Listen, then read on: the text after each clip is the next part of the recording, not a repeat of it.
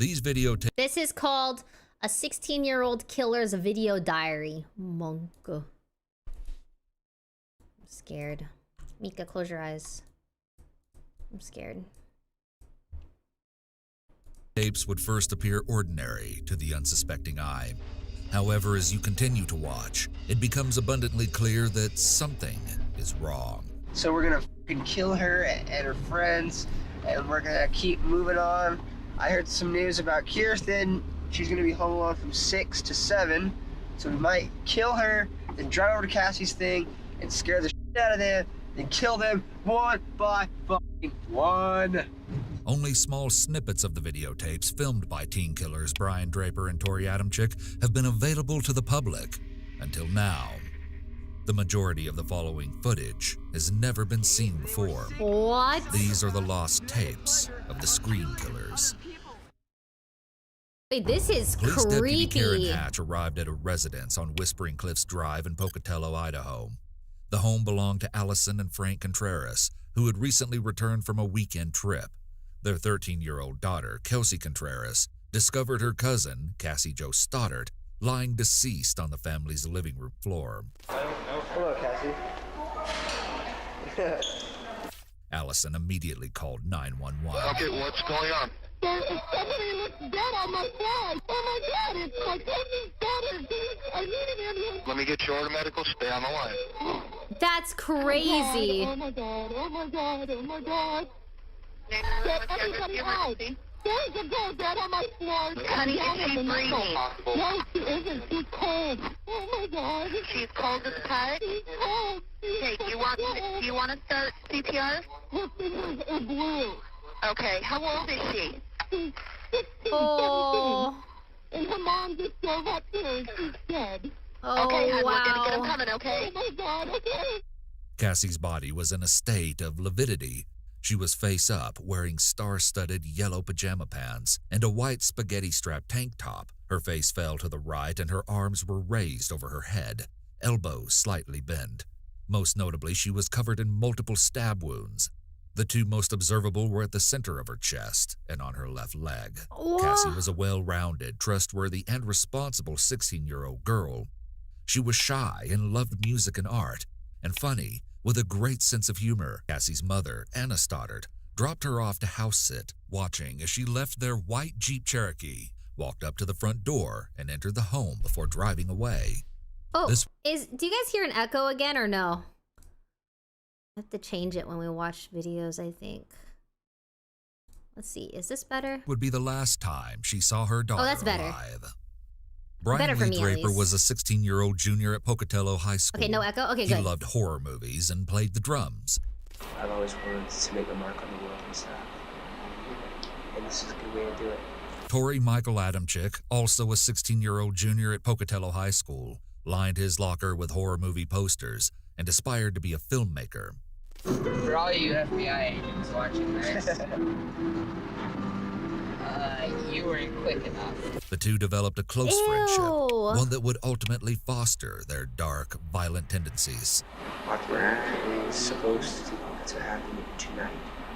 So hopefully I can move her wrong. Most others were unaware of the boy's nature. Some would comment on how friendly and happy Draper seemed, not knowing the aspects of Draper's personality that worshiped the perpetrators of the Columbine massacre, and was planning on executing a similar attack on Pocatello High School. Oh Adamczyk, my. equally disturbed, shared in these dark interests, though not nearly as interested in Columbine. While Draper outwardly appeared more innocent, it was reported that others knew something about Adamczyk was off. Looking for pleasure and fame, the two decided they would chronicle their journey to murdering someone exactly as the killers had in the horror movie Scream. Ultimately, they developed a plan to murder their friend, Cassie Jo Stoddard. What? Immediately preceding the murder, Draper and Adamczyk parked down the street from the Contreras' home and stepped out of Adamczyk's car. They retrieved a soccer bag containing 2 sets of gloves, 2 long-sleeved black shirts, 4 knives, So 2 masks, scary. and a pair of work boots from the trunk. Draper handed Adamczyk a knife and took one himself before the two proceeded to walk toward the home with a singular goal in mind. Merry late They would holidays, Tara. terrorize and slaughter their 2 unsuspecting friends. Cassie, Why and they're Matt. friends? Earlier that night, the Why? two had visited and watched a movie with the couple. Draper made an excuse to go down into the basement of the home, where he unlocked a door leading into the garage, preparing for the events to come. When the two would re-enter hours later, they cut the lights using an electrical panel conveniently located in the basement. Draper broke 2 ashtrays on the stairway in an attempt to lure Cassie downstairs to identify the source of the noise. After failing, they decided to wait for Matt to leave with the intention of attacking Cassie once she was alone. It was not long before she was. Adamczyk called Matt and learned his mother would soon pick him up. Cassie, frightened following the several odd occurrences of the night, asked if Matt could stay with her. Matt's mother refused, offering for Cassie to spend the night with them instead. Cassie, ever so responsible, chose to stay to follow through on her commitment to watch the house and the family's dogs. Following Matt's departure, Draper and Adamczyk dressed in their long-sleeved black shirts and gloves and donning red and white horror movie masks, snuck upstairs, after which Draper closed the door, hoping again to prompt this? I Cassie don't to think check I've on seen the this. noise. Attempting to lure her to no avail, the two lost their patience and approached her in the living room.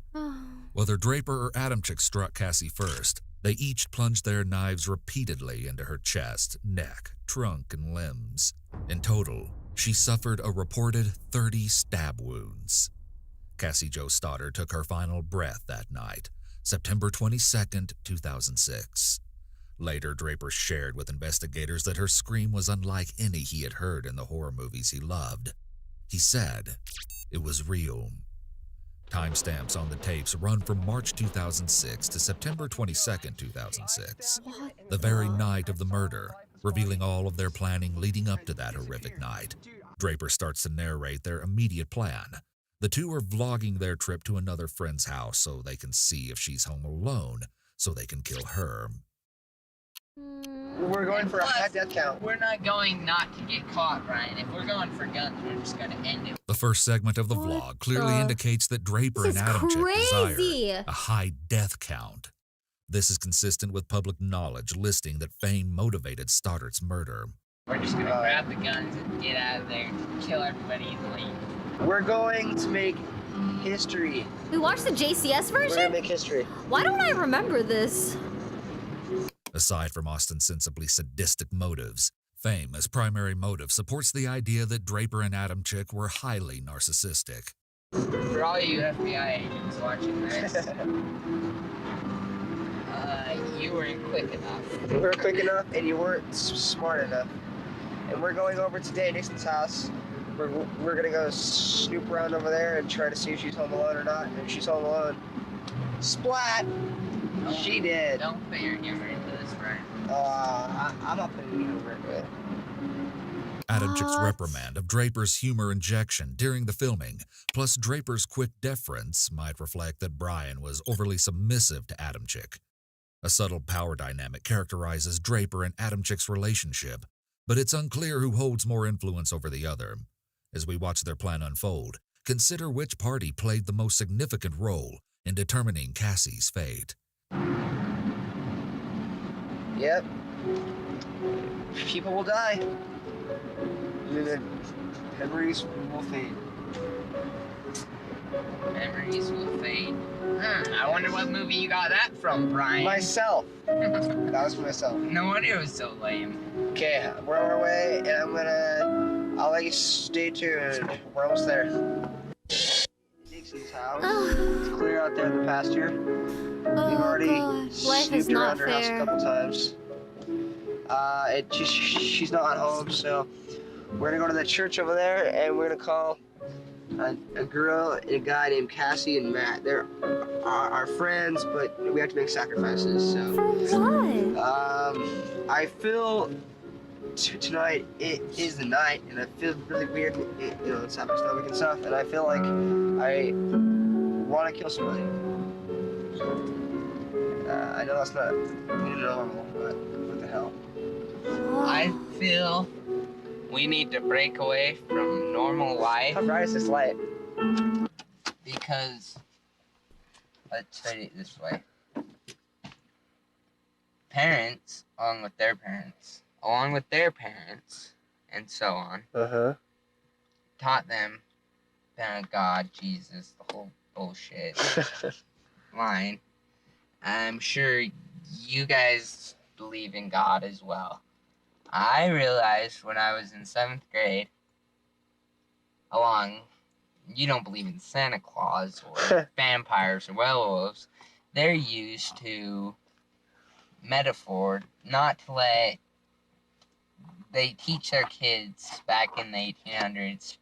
I learned this in English class about telling their kids that you can't go outside or a vampire will get you, just to make their kids stay and do what I know they they want sound to like do. they're on something, God but I is don't basically know. God's the for it, right? same way. Yep. Trying to get people to do good, or else, so-called, you Wouldn't go to the hell. video have And told we're us obviously going to that hell if it's real, but you know, I don't if they give were a on shit. something? Yeah. Adam Chick's family members and teachers reported that he struggled with critical thinking, but here he demonstrates advanced comprehension and thought surrounding complex topics. The psychological insight gleaned from the message about how allegories and religious beliefs were invented I by don't know about parents that. so their parents could control Sounded their like kids he was just saying a suggests bunch that of control is a hoo-ha. very salient concept for Adam Chick. And He given the didn't boys' really apparent say antisocial anything. He was just tendencies, saying which a includes lot. being oppositional, they perhaps felt that they could rebel. The boys rebelled against their perceived external reality by doing exactly the opposite as they best knew how. Not only did they refuse to believe in God or any associated concepts, both having grown up in the Church of Jesus Christ of Latter-day Saints, but also they did just what they seemed to gain pleasure from: killing. It's not real because it's so blatantly obvious it's not real. But People believe it because their parents teach them, and so it's so hard for them to let go of it because they've been taught their whole life. yeah, I know. But fucking what the point I'm making is What's that? we are also taught that things like killing people and It's not wrong. other thing is wrong. The only thing that it's wrong about is because it's breaking the law, and the law is only wrong. The law is Natural only selection, there dude. because Natural selection. That's all I gotta say. there should be no law against killing people. I know it's a wrong thing, but Natural hell, you restrict somebody from it, they're gonna want it more. Exactly. Goodbye, camera. When Draper Insane. says that it's blatantly obvious that it's not real, he laughs. It's so blatantly obvious it's not real. But Given that the statement was not actually funny, he may giggle or laugh as a learned response to discomfort or cognitive dissonance. Laughter makes us comfortable when an individual detects inconsistencies in his internal world. For example, two logically incompatible thoughts like, "I'm doing the right thing," and "society or law says murder is wrong." One mechanism posited by some classical social psychologists is that dissonance reduction is motivational. According to Festinger's cognitive dissonance theory, cognitive dissonance is an unpleasant experience, and efforts to harmonize competing thoughts or thought behavior inconsistencies include conscious efforts to reconcile such dissonance. my friend's too pussy to go investigate. Turn here. Too Why smart. are you turning there, dude? It's fascist. Okay. Now we're gonna go over to Cassie and Matt's house. If they're home alone, we're gonna. In see- Cassie's house, Matt is there. That is there. Sorry. We're gonna go. We're gonna knock on the door. We'll see who's there. We'll see we'll see if their parents are home or not. If they're home alone, we will leave our way, and then we will come back in about 10 minutes. We'll sneak in through the door because chances are they're probably in Cassie's room. So we'll sneak in the front door. We'll make a noise outside, and Matt will come out to investigate, kill him, and it will scare the shit out of Cassie. It's insane. Okay? I can't Sounds Sounds believe like it. fun. We'll stay tuned. People turn out this way. We found our It's friend Coleman. crazy. Sad as it may be, she's our friend. But you know what? We all have to make sacrifices. Our first victim is going to be Cassie, Stoddard, and her God, friends. turn your brights off, Well, asshole. yeah, we'll find out if she has friends over. She's gonna be alone in a big, dark house out in the middle of nowhere. Their intention to terrify Cassie suggests this murder might have been more personal than their desire to become world-class killers. Draper seems to express particularly strong malice toward Cassie, who he later admitted to having an unrequited crush on. How perfect can you get? I mean, like, holy shit, dude. I'm horny just thinking about it. Hell yeah. So we're gonna fucking kill her and her friends, and we're gonna keep moving on. I heard some news about Kirsten. She's gonna be home alone from 6 to 7. So we might kill her, then drive over to Cassie's thing, and scare the shit out of them, then kill them one by fucking one. Oh Hell yeah. my. Why 1 by 1? Why can't it be a 2 by slaughterhouse? 2 and 3 by 3. Because we gotta keep it classy. So yeah, Classy. it's gonna be extra fun. You're evil. Yes, I am. So are you. No, We're evil both is evil. an expression of God. That was another test you failed. Another display of Tori's apparent dominance over Brian. Tori tests Brian. Apparently, Tori wanted the boys to steer clear of any spiritual concept, even ones that connote evil, such as hell or Satan. Evil is not an expression of God. Yes, it is. Bullshit, you know it. Evil of origin is a follower of fucking Satan. There is no Satan Satan. real? Then shut up. Then how are we supposed to express ourselves? Good and bad. We're bad. We're bad. That sounds so shitty. We're evil. That sounds even shittier. We're not, okay? Then we're sick psychopaths do not get pleasure of killing other people. That sounds good, baby. We're gonna go down in Sounds history. We're gonna be just like Scream, except real life terms. good. That We're gonna be sounds good, murderers. baby. Like, let's see, Ted Bundy, like the Hillside Strangler, No. the Zodiac Killer. Those people are more amateurs compared to what we're gonna be. The fact that the boys mocked heinous killers like Ted Bundy, the Hillside Strangler, and the Zodiac Killer, yet viewed themselves as superior, speaks to the boys' extremely pronounced exhibitions of narcissistic features. We're gonna be more of higher sources of Gene. Gene. Well, except we're done with that. Sick, I'm not twisted. Oh, do you know what Ed Gene's words were? What? Saw a girl walking down the street, right? Yeah. 2 questions came to his head. I could take her out, have a nice time with her, The killer. and show her a Get good her time, alive. charm the pants off her, or I wonder what her head would look like on a stick. Holy shit. That's creepy, Yes. huh? Holy shit. Among the 4 styles of humor, affiliative, self-defeating, self-enhancing, and aggressive, aggressive humor is most common in dark personalities. Draper and Adam Chick display aggressive humor here. Adam Chick references a quote spoken by Edmund Kemper. "When I see a pretty girl walking down the street, I think 2 things. One part of me wants to take her out, talk to her, be real nice and sweet and treat her right. Crazy. The other part wonders what her head would look like on a stick." As a quote spoken by Ed Gein. Adam Chick misattributes this quote just as the main character in the film American Psycho does. Murder is power, murder is freedom. Goodbye. I don't know. The tapes then start off the next day, the day of Cassie's murder. Man. The way, that would, but I... Perhaps Brian wanted to show one more snapshot of his normal life when he made these series of recordings on the same tape.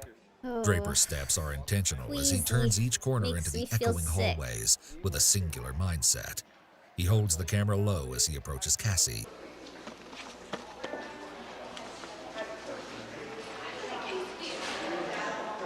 He seems lost in the ebb and flow of overlapping conversation that surrounds him, walking alone, unseen and unheard. The next clips again take place in Draper and Adam Chick's school. It appears that both are cutting class and using the library or study hall to finalize a written plan for the killing of Cassie, to take place later that very same day. Draper does most of the narration, with Adam Chick interjecting. Adam Chick is writing in a notebook, apparently making out written scenarios of how they will commit the murder later that night. It's insane.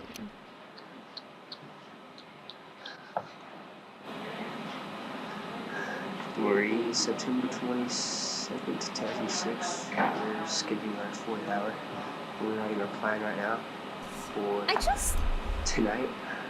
like how did these guys even get to talking about killing someone? Like I just don't understand how this happens. They're like best friends and they're both sick. God. This is probably the most disgusting crime video we've seen, or at least I've seen so far. I hate that these are like actual real footage of these kids. It's insanity. 1 in a billion.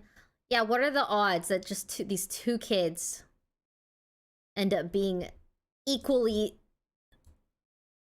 so morally corrupt and awful?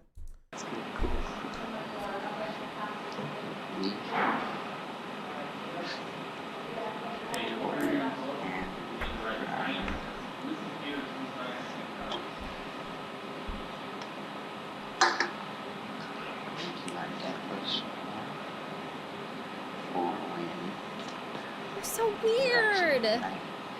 They're so weird. She's watching us. He's still watching us.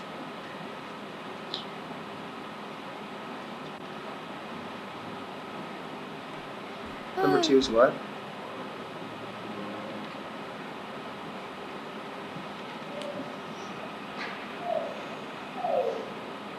A genuine smile reaches the eyes, and as Draper beams at the camera, we can see his smile is real. Adamczyk follows suit. This is insidious insight into the minds of two teenage killers with intentions similar to Draper's idols, the Columbine perpetrators. We see behavior mirrored between the two pairs. In one picture, Harris and Klebold stand side by side, donning long trench coats, grinning from ear to ear as they load their guns. The FBI believed Harris was a boundlessly aggressive sociopath, and Klebold a vengeful depressive. Oh, Draper often glances at the recording of himself. yeah, why? When Adamczyk glances at the recording of himself, it is often just after Draper did so. Given that the tale of Narcissus includes the idea that the hero in the tale is obsessed with his own reflection due to competing folklore accounts, it's fitting to point out that this behavior is also consistent with narcissistic personality features. Without context, Ew. Draper and Adamczyk seem like normal 16-year-old students. They skip class and pretend to do homework.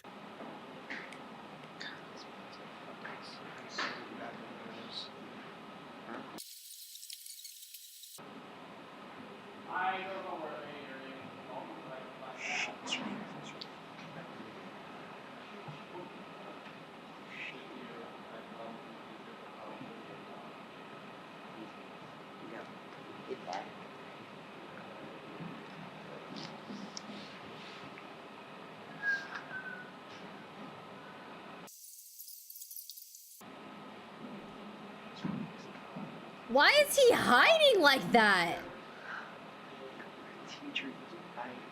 They're so cringe.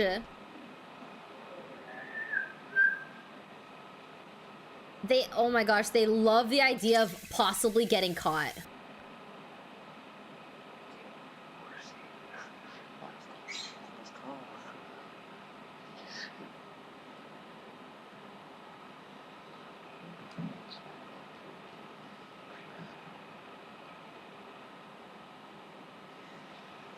There's not much going on, I know, I'm sorry. Their noticeably inconspicuous behavior seems like that pulled directly from the characters of a sitcom. Yeah, if you're watching this, we're probably deceased. So it's pretty creepy. I just thought of that. Whatever. Well, actually, that's what happens. You die. Yeah, I hope you guys are dead. Ew. You have to go back home. I don't know. Or in a very, very, very, very tiny dark cell. Forever. Valkyrae is supposed to happen tonight. So Disgusting. hopefully nothing will go wrong. Everything will go smoothly. And we can get our first kill done, started, and we can keep going.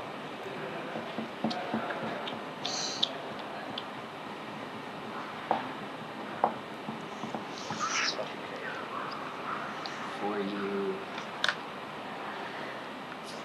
if future serial killers watching this tape. I don't know what to say. It's Good really luck fun. with that. Yeah. Good luck. Tori and Brian clearly wanted to send this video segment as a message. They seem to frame it as an interview with them, where they talk about their specific serial killer goals. Their nonverbal gestures frequently indicate what seems to be nervous fidgeting and/or excitement. We see the complex dynamic of their relationship. They play off and bolster one another, gaining momentum as they go.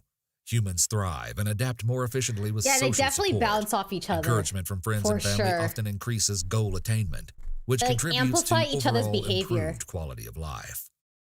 Individuals affected by severe mental illness are often socially isolated and frequently display avoidant tendencies that prevent them from forming healthy social bonds. However, Draper and Adamczyk share similar dark and terrifying tendencies, desires, and goals, a toxic and lethal combination primed for action. Hopefully we don't have to go through 8 or 9 failures like we have. Yeah. We probably tried maybe 10 times. But they've never been on the road, so. Or when they have, their parents show up. As long as we're patient, you know. Oh. And we were patient, never getting paid off. Because I guess it was home alone. So we got our plan all worked out now, so. I'm sorry. I'm sorry, Cassie's family, but she had to be number one. Serial murderers often identify a special first target. First targets may form the basis for desired characteristics in future murder victims, i.e. blonde hair, short, quiet. We have to stick with the plan. And she's perfect, so she's gonna die. She's perfect, so she's going to die. And then we have a new victim now. Her name is Miranda Chacon. She started Just a big showy. She just told me to be quiet and to shut up, so now she's dead. I've always wanted to make a mark on the world and stuff. And this is a good way to do it. We gotta kill all those things. There's some Mormons out there. I know. Combine my love with horror movies with my love wanting to, be popular. Famous. This goal may be driven by a subconscious yearning for general acceptance and feelings of belongingness. You want to be popular? No, be popular. He never knows my name. Like Eric Harrison, Dylan Cleveland. They're really famous now. And their massacre lasted 45 minutes. And ours is probably gonna last like 2 weeks. What happened? Really? Only 2 weeks? Well, it just depends if we're smart or not, dude. If we're not, I think we'll get it up. Maybe 8 kills. I'm thinking. What the? Like always. 20. 20 kills. That's a lot of kills. That's a lot of people to kill. But there's a lot of people in this party. I agree. When I die, I want to get stabbed. She's like, no one kills that. It seems that although Draper and What Adamczyk the- conspired toward the same goal, one primary motivation behind their intent differs. They both seek fame and thrill, but Draper might be further involved by an obsessive fixation on Cassie, whereas Adamczyk fantasizes about killing multiple people, often. Adamczyk never mentions Cassie by name, and goes so far as to set a lofty goal of killing 20 people. It shall be done. We'll see. My nerves are still sore. We're on there, breaking the houses in you, so.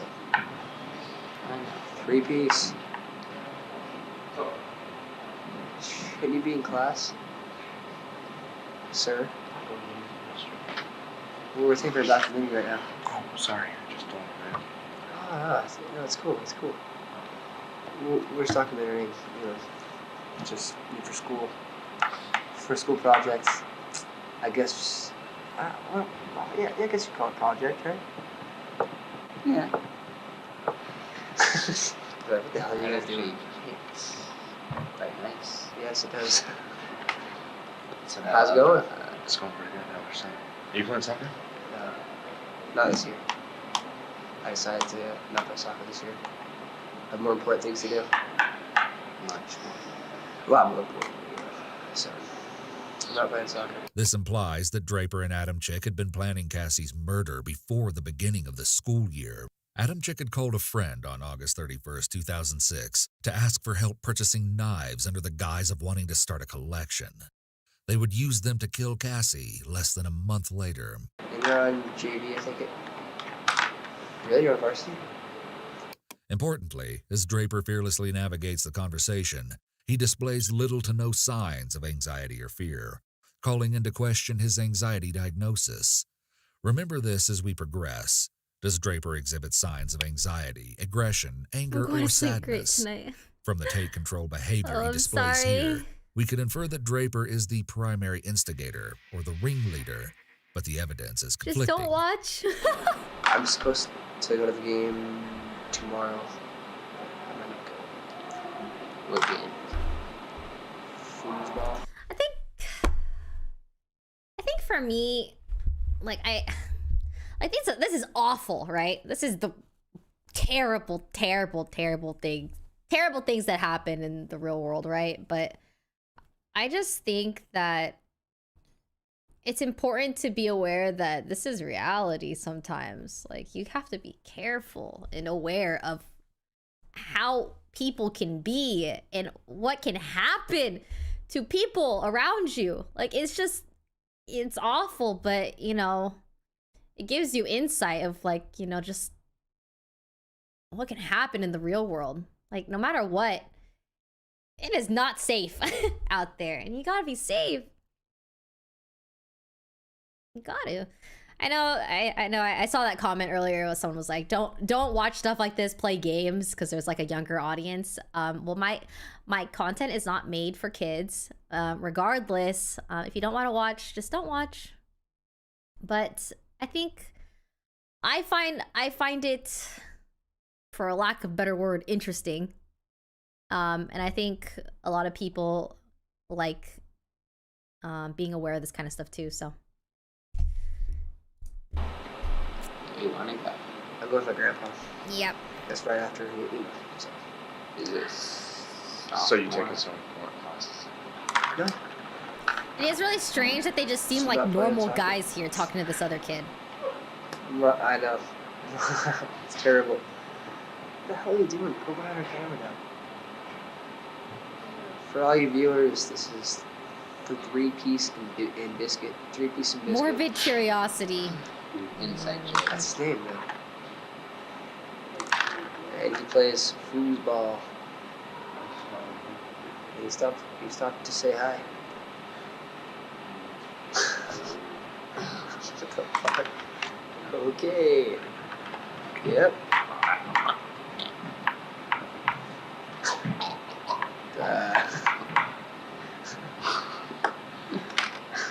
What is wrong with this high school?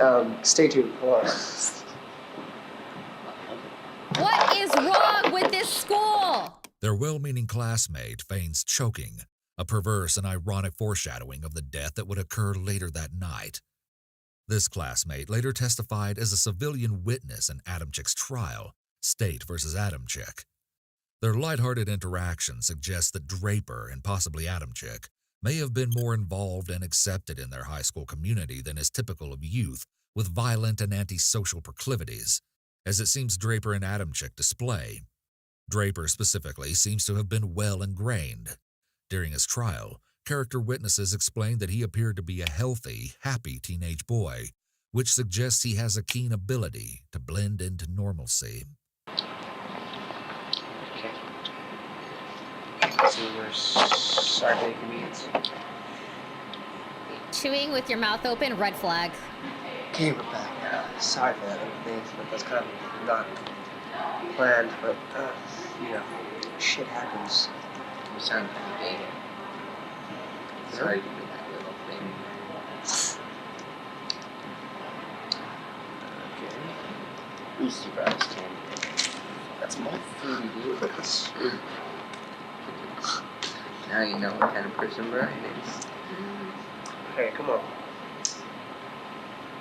I like the way this scenario begins. And kill her. Just go ahead. End it. Okay. Scenario C. For those of you Yep. planning to make a movie about this, because this is me personally giving you my mind. Oh, Obituary. no. Your information. My What? giving you the right to copy me with a character that looks like me. Because I know in Ugh. Hollywood they usually have people complain they can't have people Oh, yeah. looking like Yeah. the real thing. His creeping drawl as he speaks of his future fame is chilling. He displays pronounced narcissistic behavior. I don't care. It's my body. I get to choose how I look in the movie, and I Well want said. you to look just like it. The character to look like it. Well said. Well said. So if my parents are like, no, you can't do that, it's not my parents' choice, it's Say mine. fuck him, and then just do it. Okay. And if they try and sue you, use the state for your backup. Yeah. They can't do it. Yep. I hear you. I'm the same way. Okay. Scenario C. How about Matt arrives at the same time as Cass? How about we hide inside the house? Me, sorry, our locker. Have a Halloween Pretty style. fucking sweet, isn't it? My trench coat. Adam Chick's locker is evidence of his obsession with horror. Posters plaster the inside. Unsurprisingly, we see the movie Scream. Decently sweet. The smokes here. Well, I'm gonna like. Look at those little legs. What a fag. Let's go.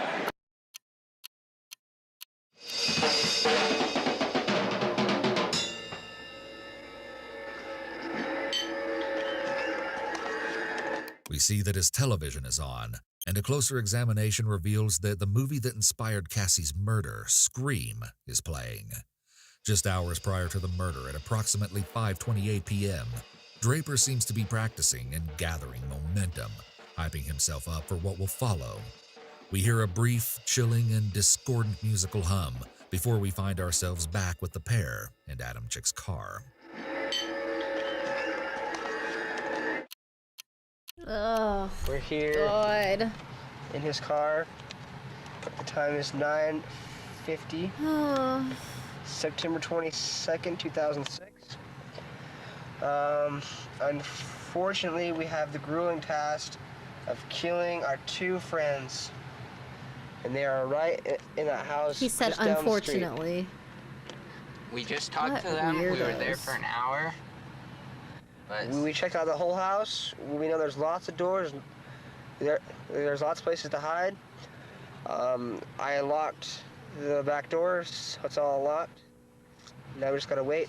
And we're really nervous right now, but we're ready. we're listening to the greatest rock band We've ever, waited for this for a long time. Pink Floyd, before we commit the ultimate crime of murder. We waited for this for a long time. A long time. We'll stay tuned. Just killed Cassie. We just left her house. This is not a fucking joke. I'm shaking. I stabbed her in the throat and I saw her lifeless body just disappear. Dude, I just killed Cassie. Draper divulges that he stabbed Cassie in the throat, and shortly following, we hear a full variant of the phrase, "just killed Cassie," as "I just killed Cassie." In the interviews that followed, the two attempted to downplay their roles in the crime. Moreover, Draper claimed he only stabbed Cassie because Adam Chick told him he had to. In stark contrast to his claim, Draper singularly stakes claim to Cassie's murder here, stating "I" instead of "we." Oh, fuck. That felt like it wasn't even real. I mean, it went by so fast. Shut the fuck up. We gotta get our act straight. It's okay. Okay, let's buy movie tickets now. Okay. Come on, goodbye. No. Goodbye.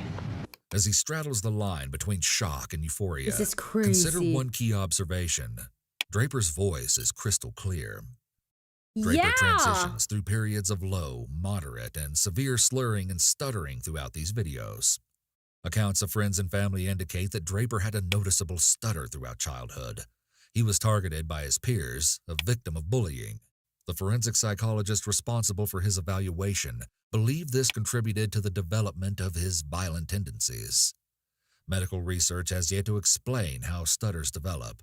Generally, their cause is believed to be a complex mix of biological, psychological, and environmental factors. Childhood trauma is often associated with stuttering and may lead to long-term deficits in speech. Brain structure and genetics, often determinants of mental illness, may also play a role. Individuals who suffer from serious mental illness are more likely to experience problems with cognitive processing that lead to speech impairment. Draper stuttering is a distinct, mysterious characteristic. In this intense moment of heightened arousal, he does not stutter once. I guess your eyes were up, chest was moving. I thought it was like this. I thought it was joking, you know, like, yeah, it's a joke. They're trying to, you know, he's trying to splash it on her and it looked fake at all. And he said, we have to kill her.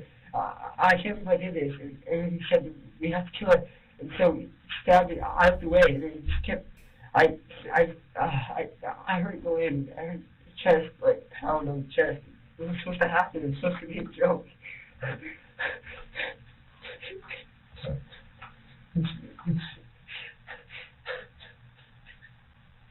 A joke. We just killed Cassie.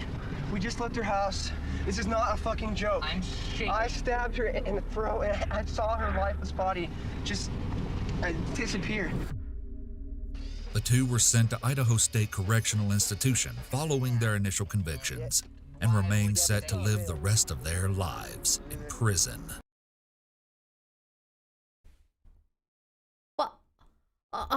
What? That's it?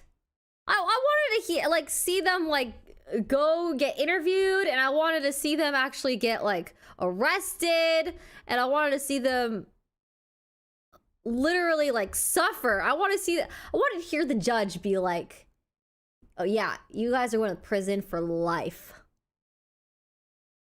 Yeah, it just ended so abruptly. Give me the trial. Yeah, oh my gosh, that poor girl.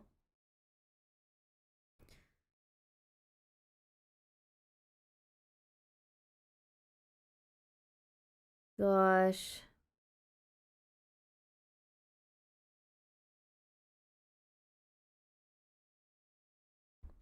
Awful.